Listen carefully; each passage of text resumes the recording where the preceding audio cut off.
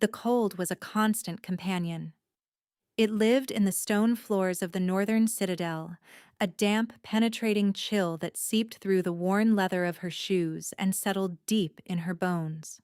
Alara had been born to it, raised in it, and she assumed she would one day die in it. As an Omega, she was the lowest of the low, a whisper in the great roaring life of the Blackwood pack, and whispers were easily extinguished by the cold. Her hands were chapped and red, submerged in a bucket of icy water as she scrubbed the nursery floor. It was her only refuge. Here, amidst the carved wooden toys and soft woolen blankets, the ever-present chill of the castle seemed to recede, held at bay by the small, slumbering presence in the grand oak crib. Prince Liam. He was a quiet, fragile child, with his father's raven hair and a solemnity that didn't belong on a 2-year-old's face. The court physicians clucked their tongues and spoke of a weak constitution. The ladies-in-waiting whispered that he was haunted just like his father, the Alpha King. Alara thought he was just lonely. She was not supposed to care. She was a servant, a floor scrubber, a fetcher of linens. But the boy's first nurse had been dismissed for her impatience, the second for her carelessness. No one else wanted the post. Tending to the sickly, silent son of the grieving King Kaelin was seen as a thankless, grim duty. So the task had fallen to Alara, the girl no one noticed, because her failure would mean nothing. But she did not fail. She found she couldn't. When Liam cried, a thin, reedy sound that tore at her heart, she would hum the old lullabies her own mother had sung to her before she was taken by the winter fever. When he refused his food, she would mash the berries with a bit of honey from her own meager rations and coax the spoon between his pale lips. She spoke to him, not as a prince, but as a little boy. She told him stories of sun-warmed meadows and brave little squirrels, things she had only ever dreamed of. And in her care, the boy had begun to slowly, tentatively thaw. He would watch her with wide silver eyes, the king's eyes, and sometimes a rare, fleeting smile would touch his lips. Those smiles were Alara's son. The king himself was a ghost. Kaelin, the wolf of the north, the alpha of alphas, was a man hollowed out by grief. His first mate and their son had been killed by assassins a decade ago, a brutal act that had frozen the king's heart and plunged the kingdom into a perpetual winter of mourning. Prince Liam was the product of a second political marriage to a woman who had died birthing him, leaving the king with a spare heir he barely seemed to acknowledge. Alara had only ever seen him from a distance, a towering, broad-shouldered figure draped in black and silver, his face a mask of cold, harsh beauty. He moved through his own halls like a storm cloud, his presence sucking the warmth from any room he entered. Everyone feared him. Alara pitied him. Tonight, the cold was worse than usual. A bitter wind howled outside the nursery window, rattling the thick glass. Liam was restless, his small body tossing in the crib, his breaths coming in short, shallow puffs. Alara pressed the back of her hand to his forehead. He was burning up. Fear, sharp and cold as the wind, sliced through her. She ran for the head physician, her soft shoes slapping against the stone. Master Helion was a portly, self-important man who disliked being disturbed. He grumbled, but followed her back to the nursery. He took one look at the flushed, shivering child, and his face went grim. He produced vials and herbs, forcing bitter liquids down the boy's throat. Liam whimpered and choked, his small hands clutching at Alara's sleeve. She held him steady, murmuring soft words of comfort, her own heart pounding a frantic rhythm against her ribs. "A sudden fever," Helion declared, wiping his hands. "Vicious. We must let it run its course." He instructed her to keep him cool with damp cloths, and then bustled out, leaving Alara alone with the sick child and the encroaching dark. But it wasn't a simple fever. As the hours bled into one another, Liam's condition worsened. A violet, web-like pattern began to spread across his pale skin, and his breathing grew ragged, each inhale a painful, rasping struggle. This was not the work of nature. It was poison. The thought struck Alara with the force of a physical blow. Someone had poisoned the prince. She did the only thing she knew how to do. She cared for him. She bathed his burning skin with cool water until her own fingers were numb. She held his tiny hand, her thumb stroking his knuckles, and she sang every lullaby she had ever known, her voice growing hoarse. She poured every ounce of her will, her desperate, insignificant life force, into the small boy. "Please," she whispered into the dim light of the nursery, the words a prayer to God she wasn't sure she believed in. "Don't take him. Please. Not him." She refused to let him go. When his breathing hitched and seemed to stop, she pressed her lips to his and breathed for him, her own scant air filling his struggling lungs. She felt a strange warmth bloom in her chest, a faint, unfamiliar tingling that flowed down her arms and into her hands where they clutched his. She ignored it, focusing only on the rise and fall of his chest. "Live. You must live." The moon climbed high in the sky, a sliver of ice against black velvet. The castle fell into a deep, oppressive silence. The fire in the nursery hearth burned down to glowing embers. Alara's body ached with a weariness so profound it felt like it was dissolving her bones. Her head grew heavy, her eyelids drooping. She slumped in the chair beside the crib, her head coming to rest on the wooden rail, her hand still wrapped firmly around Liam's. Her last conscious thought was of his breathing, which seemed, just slightly, to be less of a struggle. She didn't know how long she slept. It was a deep, dreamless exhaustion that claimed her completely. A presence woke her. It was not a sound, but a change in the air. The temperature in the room had plummeted. The embers in the hearth seemed to shrink away from the cold. Alara's head snapped up, her neck screaming in protest. The Alpha King stood in the center of the room. He was larger than she had imagined, a silhouette of immense power against the moonlit window. He was not looking at her. His gaze, a burning silver in the darkness, was fixed on the crib, on his son. Alara froze, her blood turning to slush in her veins. This was it. The prince was worse, and the king had come, and he would find an Omega servant asleep at her post. He would have her flogged, or worse.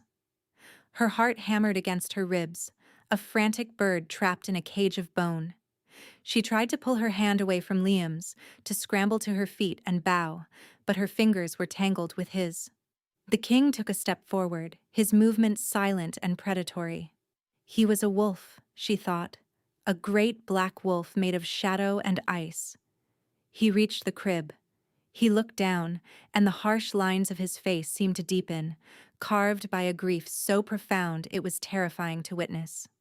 Alara held her breath, waiting for the inevitable explosion of rage, but it didn't come. Instead, a sound escaped him, low and guttural. It was not a growl of anger. It was a sound of shattered disbelief. His gaze lifted from his son and fell, for the first time, on her. On their joined hands. He could see it. In the pale moonlight, the angry violet veins that had marbled his son's skin were gone. Liam's face, though still pale, was peaceful. His chest rose and fell in a slow, steady rhythm. The fever had broken. King Kaelin's silver eyes locked onto Alara's. They were not angry. They were wide with a stark, raw confusion that was somehow more intimidating than fury. He saw her, truly saw her, and she felt stripped bare, her insignificant soul laid open for his inspection. "Who are you?" His voice was not the thunder she had expected. It was deep, quiet, and rough, like stones grinding together in the heart of a mountain. "Alara, Your Majesty," she whispered, her voice trembling. She finally managed to untangle her hand from Liam's and slid from the chair, sinking into a low curtsy, her forehead nearly touching the cold floor. I am I am the nursery maid.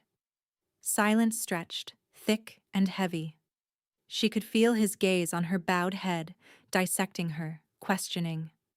The physician said there was no hope, he stated, his voice flat, devoid of emotion, yet carrying the weight of a death sentence. They were wrong, Your Majesty. The words were out before she could stop them. It was a foolish, reckless thing to say to a king. She risked a glance up. He had not moved. He was staring at her, a strange, intense light dawning in his eyes. It wasn't warmth, not yet, but it was the absence of that soul-crushing cold. It was the first spark of a fire that had long been extinguished. Rise, he commanded softly. She did, her legs shaking. He was close enough now that she could smell him. He smelled of pine and winter frost and something else, something uniquely his, a scent of power and old, deep sorrow. He reached out, and she flinched, expecting a blow. But his fingers, surprisingly gentle, brushed against her cheek. His skin was cold, like marble, but a strange current, a jolt of energy, passed between them. His eyes widened slightly. "What did you do?" he asked, his voice barely a whisper. "Nothing, Your Majesty," she said, her own voice small and frightened. I stayed with him. I wouldn't let him go." He looked from her face to his sleeping son and back again. He was the most powerful man in the kingdom, a king feared by all, a warrior who had crushed armies. But in that moment, Alara saw the truth. He was just a father, terrified of losing his child, and he was looking at her as if she were a miracle. The hope that bloomed in her chest was so fierce, so painful, it almost brought her to her knees. The next morning, the castle was thrown into chaos. King Kaelin issued a decree that shook the court to its foundations. Alara, the Omega nursery maid, was to be Prince Liam's sole guardian. She was moved from her cot in the servants' quarters to a small, comfortable room adjoining the nursery.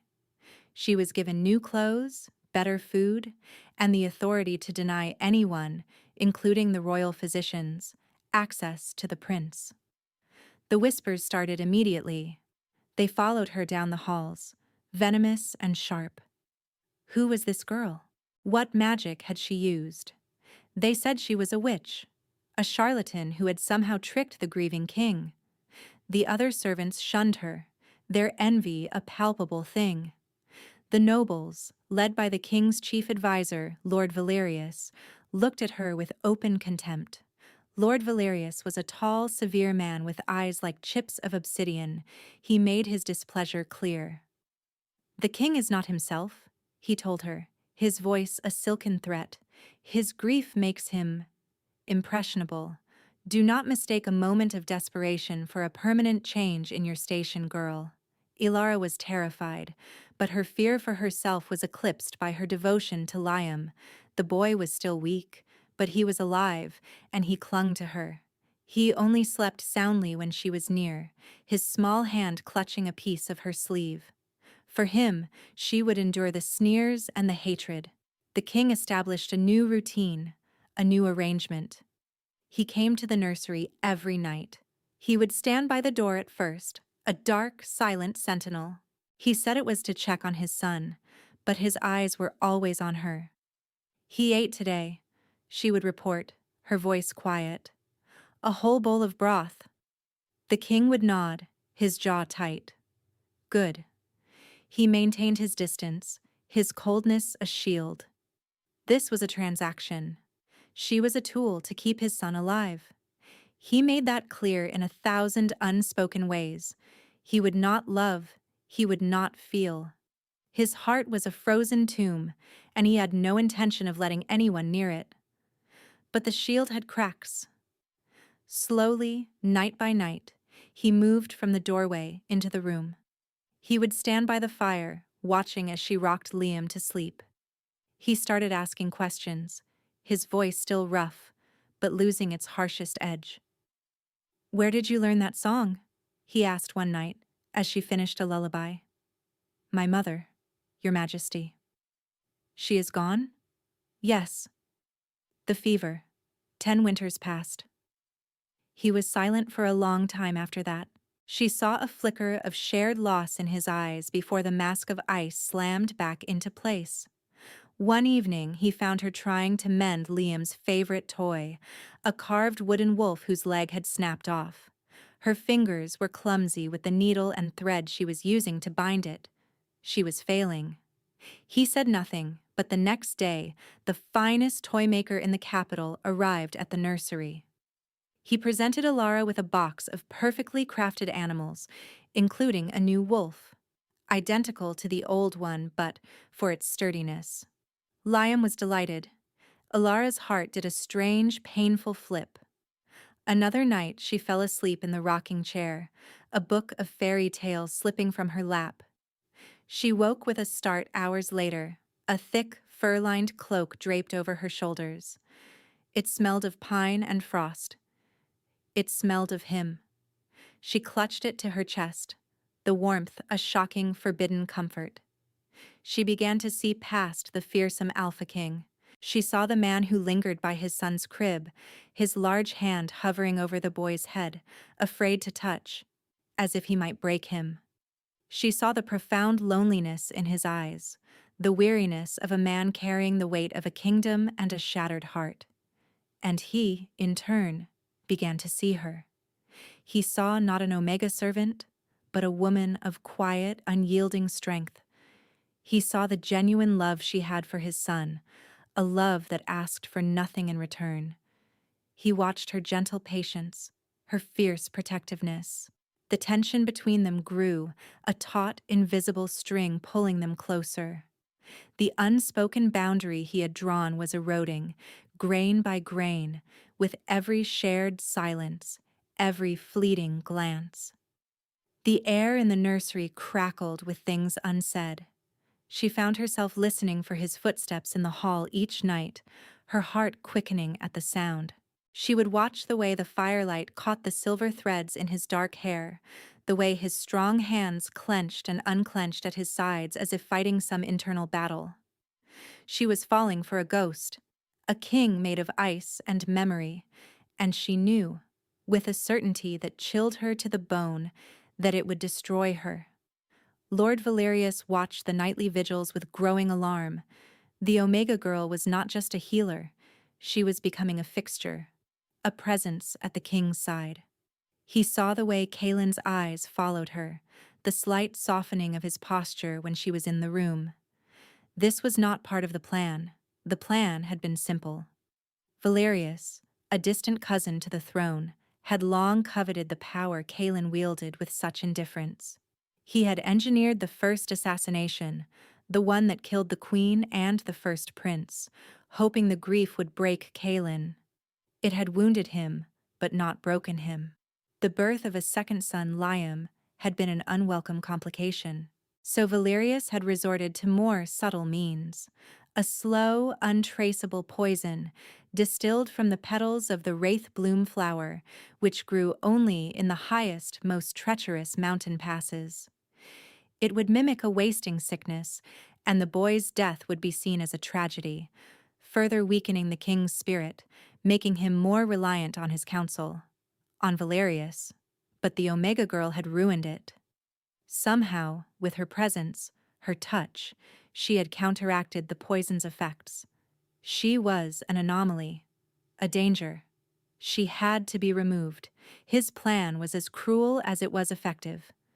He bribed one of the kitchen boys to sneak a small corked vial into Alara's meager belongings, a vial containing the last drops of the wraith bloom poison. Then he paid a stable hand to swear he had seen the nursery maid gathering herbs near the treacherous Dragon's Tooth Peaks 2 weeks prior. He chose his moment carefully, waiting for the king to be in a full session with the pack's elders and nobles. He strode into the throne room, his face a mask of grave concern. "Your Majesty," he announced, his voice ringing with false sorrow. "A terrible discovery has been made." Alara was in the nursery, showing Liam how to stack wooden blocks when the guards came for her. They were the king's personal guard, the stone wolves, their faces grim beneath their helms. They did not speak. They simply seized her by the arms, their armored grasp bruising her skin. "What is this?" she cried out, her heart seizing with terror. "The prince!" Liam, seeing her being dragged away, let out a wail of distress, his face crumbling. That sound hurt her more than the guards' rough hands. They hauled her to the throne room.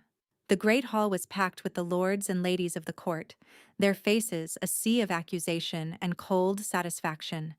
They parted to let the guards drag her through, and she stumbled, falling to her knees before the great, carved throne.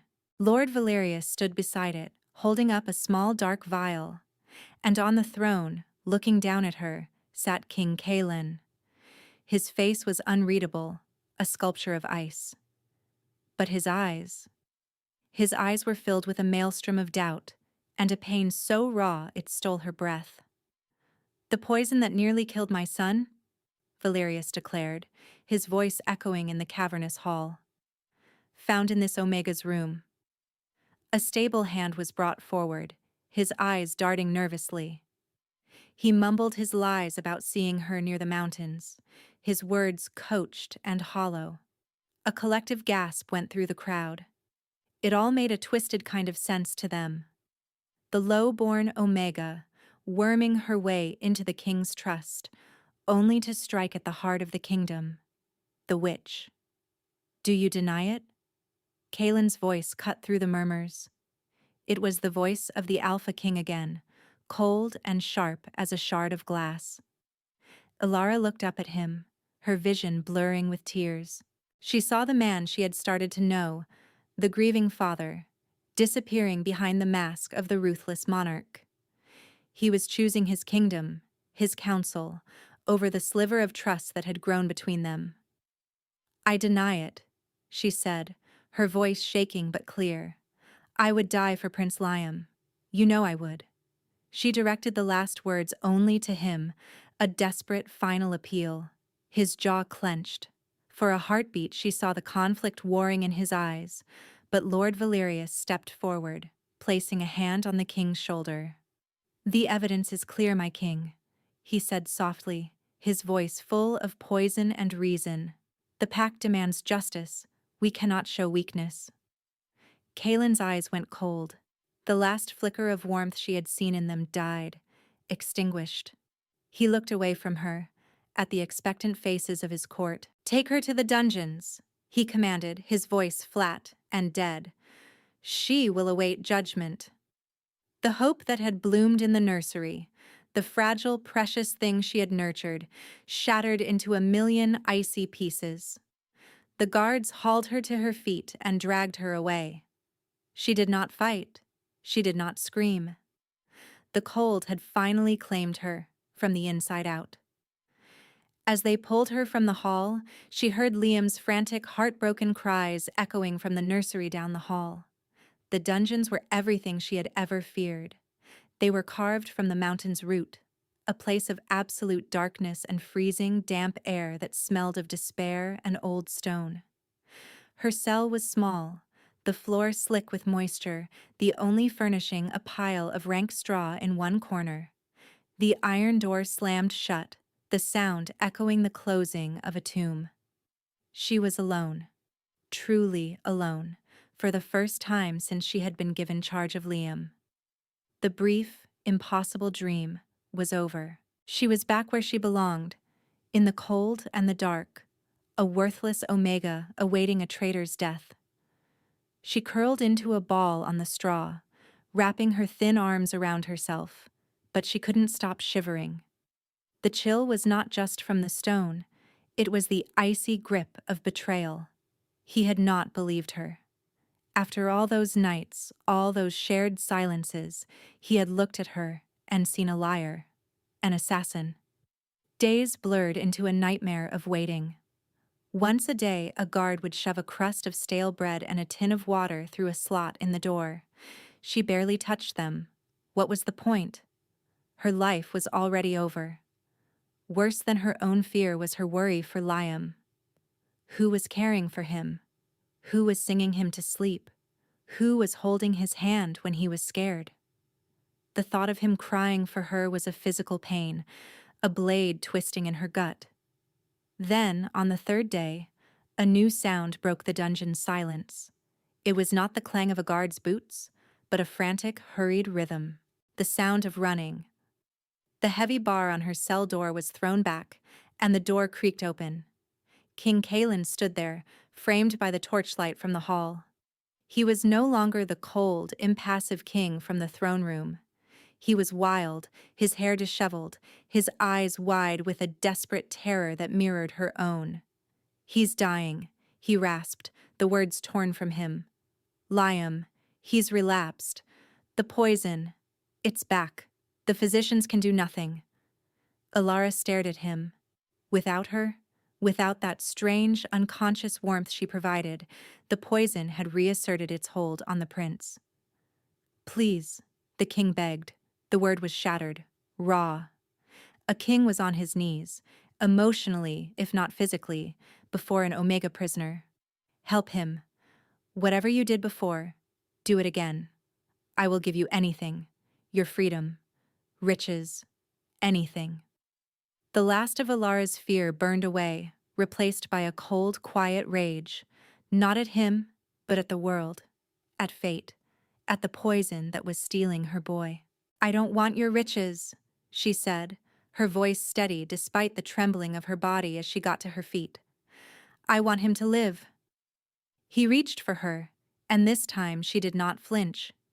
His cold hands gripped her arms, and he pulled her from the cell, half dragging her through the winding corridors of the castle. Guards and servants scattered before them, their faces shocked to see the king hauling the condemned prisoner through the halls. They burst into the royal nursery. The room was thick with the scent of bitter herbs and fear. Master Helion and 2 other physicians stood helplessly by the crib, their faces pale. Lord Valerius was there too, standing near the fireplace, his expression a perfect blend of sorrow and grim vindication. But Alara only had eyes for the boy in the crib. Liam was worse than before. His skin was ghostly white, except for the terrifying violet tracery that covered his small body. His breath was a faint, barely perceptible flutter. His eyes were closed, his long lashes dark against his ashen cheeks. He was fading. He was letting go. "No," she whispered. She pushed past the king and went to the crib. She lifted the frail, terrifyingly still child into her arms. He was so light. She sat in the rocking chair, cradling him against her chest, his head lolling against her shoulder. "Alara, my child," she murmured, her voice thick with tears. "It's me. I'm here. Don't you leave me." She began to rock, a slow, steady rhythm, the rhythm of a heartbeat. She closed her eyes, shutting out the anxious faces of the physicians, the triumphant sneer lurking behind Valerius's mask, the desperate hope in the king's silver eyes. She focused everything she was, every fiber of her being, on the little boy in her arms. "Live," she begged, the word a silent scream in her soul. "You are the son of the North. You are a wolf. You will not be beaten by this. Live, Liam. Please live." She poured her love for him, her rage at his fate, her grief for their stolen time into him. She felt that strange warmth again, building in her chest, but this time it was not a gentle tingle. It was a fire, a furnace of pure, desperate will. It surged down her arms, into the child, a torrent of life battling a tide of death.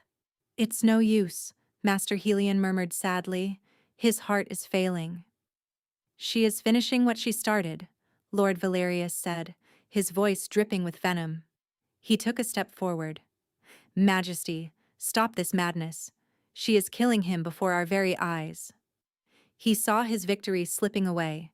He saw the faint, almost imperceptible return of color to the boy's lips. He knew he had to act. In a flash of movement, he drew a slender, wicked-looking dagger from within his tunic, its blade coated in a dark, glistening substance. The last, fatal dose. If the poison won't take him, Then I will, he snarled, his mask of civility finally falling away to reveal the monster beneath.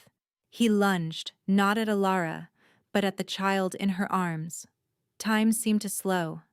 Kaelin roared with fury and moved to intercept, but he was too far away. The physicians cried out in horror. Alara saw the blade arcing down. She saw the madness in Valerius's eyes, a wave of pure, primal rage, a protectiveness so absolute it was elemental, washed through her. It was not a thought. It was an instinct. She would not let him harm this child. The fire in her chest exploded. A wave of brilliant golden light erupted from her, from the point of contact between her body and Liam's. It was not a fire that burned, but a light that lived.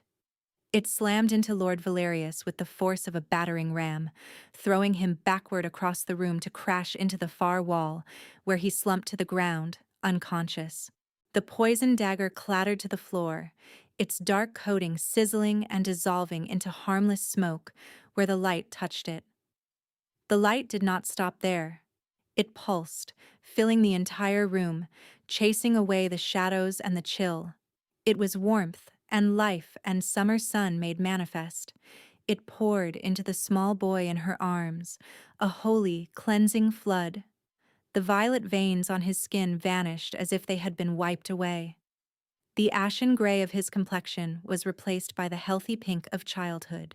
His tiny body, which had been limp and cold, grew warm and pliant in her arms. With a sudden, sharp gasp, Prince Liam's eyes fluttered open. They were clear and bright. He looked up at Alara, and a slow, beautiful smile spread across his face. "Lara," he whispered, his voice weak but perfectly clear. The golden light receded, drawing back into her, leaving her feeling drained but vibrantly alive. She stared at her own hands, which were faintly glowing, then at the healthy, smiling child in her lap. The room was utterly silent, save for Liam's steady, even breathing. Everyone was staring. The physicians looked at her with awe and terror, as if she were a goddess. The guards in the hall, drawn by the commotion, peered in with wide, disbelieving eyes. But Alara only saw Kaelin. The Alpha King stood frozen, his face a canvas of raw, powerful emotion. Shock, disbelief, awe, and something else, something so profound and earth-shattering it made her heart stop. It was reverence. He ignored the groaning, defeated form of Lord Valerius. He ignored the gaping members of his court. He walked toward her, his steps slow, deliberate. He knelt before the rocking chair, before her and his son. He was the most powerful man alive, and he knelt. He did not look at his son first. He looked at her. His silver eyes, no longer cold, burned with a fire that dwarfed the one she had just unleashed. He reached out, his hand trembling, and gently cupped her cheek. His touch was no longer cold marble. It was warm. "You saved him," he breathed, his voice thick and choked with emotion. He looked down at Liam, who was now babbling happily in her arms, and a tear, a single, impossible tear, traced a path down the king's rugged cheek. "You saved us both." He looked back at her, and in his eyes she saw the end of winter. She saw the breaking of a decade-long frost. The poison that had nearly killed his son was nothing compared to the grief that had been killing the king, and in one brilliant, impossible moment, she had healed them both. "Mine," he whispered. The word was not a command. It was not a claim of ownership. It was a statement of fact, as absolute and undeniable as the rising of the sun. It was a plea and a promise. It was the sound of a lock turning in a door that had been sealed for an eternity. He leaned in and gently rested his forehead against hers, closing his eyes. She could feel the tremors running through his powerful frame. She lifted a hand, her own fingers still shaking, and laid it against his cheek. He was real. This was real. She held his son in her arms, and she held the king's heart in her hand. The cold was gone. In its place was a warmth so fierce and bright, she knew it would last forever. She was no longer a whisper. She was a roar. In the aftermath, the truth unraveled with brutal speed. Lord Valerius, revived and imprisoned, confessed everything under the weight of the king's cold fury. He detailed the plot to murder the first queen and prince, the slow poisoning of Liam, his ambition to shatter the royal line and claim the throne for himself. His treason was absolute, his evil laid bare for all to see. Justice was swift and merciless. The court was thrown into a state of humbled, terrified silence. They had condemned an innocent girl, a miracle worker, while siding with a monster. They looked at Alara now not with contempt, but with a fearful reverence. She, the Omega they had scorned, was the savior of the royal line. But Alara paid them no mind. Her world had shrunk to the nursery, to the healthy, happy laughter of a little boy and the constant, steady presence of his father. Kaelin did not leave her side. He dismissed his council, postponed his audiences, and locked the world outside the nursery doors. He seemed to need to be near her, as if to reassure himself she was real, that the warmth she brought was not some fleeting dream. He finally touched his son. He would sit on the floor with Liam, his large warrior's hands looking clumsy and oversized as he helped the boy stack his wooden blocks. He would lift Liam onto his broad shoulders and carry him around the room, and the prince's delighted shrieks would echo in a space that had only ever known silence and sorrow. And he watched Alara, his gaze a constant, warm presence that enveloped her. He watched her as if he were a starving man and she were a feast. He brought her meals himself, refusing to let a servant attend her. He had a seamstress create dresses for her from the softest velvets and wools, in colors of deep forest green and warm burgundy, colors of life. One evening, as she sat by the fire humming to a sleepy Liam, Kaelin came and sat on the hearth beside her. "I am sorry," he said, his voice low and rough. The words were clearly difficult for him, a king unaccustomed to apology. "For not believing you, for letting my fear and my past blind me. I put you in that cell. I almost let you die." She looked at him, at the genuine remorse etched onto his strong features. "You were grieving," she said softly. "And you were a king, trying to protect your people." "You are my people," he countered, his voice fierce. "You and him. You are my pack now." He reached out and took her hand, lacing his fingers with hers. His touch was a brand, a claim, a comfort. "That light, that power, what is it?" She shook her head, looking at their joined hands. "I don't know. I never knew it was there. It only came when he was in danger, when I thought I would lose him." "It is life," Kaelin said with certainty. "You are life.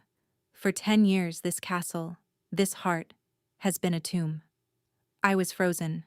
You are the sun. You thawed me." He brought her hand to his lips and pressed a kiss to her knuckles, his eyes never leaving hers. "I love you, Alara. I think I started loving you the moment I saw you asleep by his crib, a fierce little wolf guarding my pup." Tears welled in her eyes, but they were not tears of sorrow. They were tears of joy, of a soul that had been starved finding its home. "I love you, Kaelin," she whispered, saying his name for the first time. He pulled her into his arms, holding her with a desperate, tender strength, as if he would never let her go. And in the safety of his embrace, Ilara finally, truly, let herself believe that she was worthy, that she deserved this. Months passed, and the castle transformed. It was Ilara's life-giving energy, amplified by her bond with the Alpha King, that did it. The creeping damp receded from the stones. Winter roses, long thought dead, bloomed in the castle gardens despite the northern chill. Laughter was heard in the halls again. The people saw it, and they understood. Their king had found his queen, and she was healing their land. Kaelin made her his wife in a ceremony before the entire pack. She stood before them not as an Omega servant, but as their Luna queen, her hand in his, Liam standing between them, clutching both of their fingers. There were no objections. No one dared question the power and rightness of their union. Her new life was a dream she was afraid she might wake from. Waking up in the king's massive bed, wrapped in his arms, his steady heartbeat a lullaby against her back. Walking through the gardens with Liam, his small hand in hers, pointing out the new flowers. Sitting in council meetings at Kaelin's side, her quiet wisdom often cutting through the blustering of the lords, earning her their grudging respect. One afternoon, she stood on the balcony overlooking the training grounds, watching Kaelin spar with his men. He moved with a deadly grace, a whirlwind of muscle and steel. But now, when he fought, it was with the focused intensity of a protector, not the reckless despair of a man who had nothing to lose. Every so often, he would glance up at her, and even from that distance she could feel the heat of his gaze. He fought for them now. Liam ran out onto the balcony, wrapping his arms around her legs. He was a different child, sturdy, confident, and full of laughter. "Mama," he said, looking up at her with his father's silver eyes, now full of light. Her heart swelled. She knelt and hugged him tightly, burying her face in his dark hair. She was a mother, a queen, a mate. She was loved. That evening, as the northern lights painted the sky in ribbons of green and violet, Kaelin came to her in their chambers. He wrapped his arms around her from behind, resting his chin on her shoulder as they watched the celestial display. "Do you remember the first night I found you?" he murmured into her hair. "The castle was so cold. I thought the chill would never leave." "I remember," she said, leaning back against his solid warmth. "I was so scared of you." He chuckled, a deep rumbling sound that vibrated through her. "And I was scared of you. You were this tiny, fierce creature who had done the impossible, and you looked at me with the eyes of a wolf, not a mouse. You woke me up, Alara." He turned her in his arms, his expression serious. "My power has always been that of winter, of ice and unforgiving strength. I rule the cold, but you rule the sun. You are my balance, my heart. Without you, I am just a storm. And without you," she answered, placing a hand over his heart, feeling its steady, powerful beat. "I am just a spark. Together, we are a fire." He lowered his head and kissed her, a slow, deep kiss full of promises kept and a future yet to be written. It was a kiss that spoke of healing and redemption, of a love born in the darkest of nights that had brought forth an everlasting dawn. The world outside could rage with its politics and its wars, but here, in his arms, she had found her kingdom. She was home.